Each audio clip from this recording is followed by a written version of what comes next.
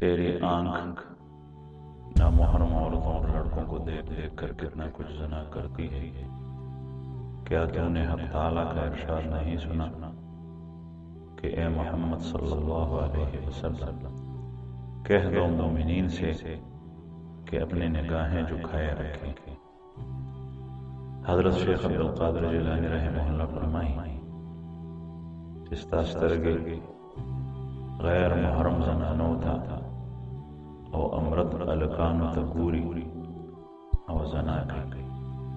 آیت اللہ جل جلالہ دا ارشاد ندے وردلے قرآن کریم کے اللہ پاک نبی کریم صلی اللہ علیہ وسلم تو فرمائے قل للمؤمنین یغضوا من ابصارهم قل للمؤمنین یغضوا من ابصارهم اے پیغمبر ته مومنانو ته ووایه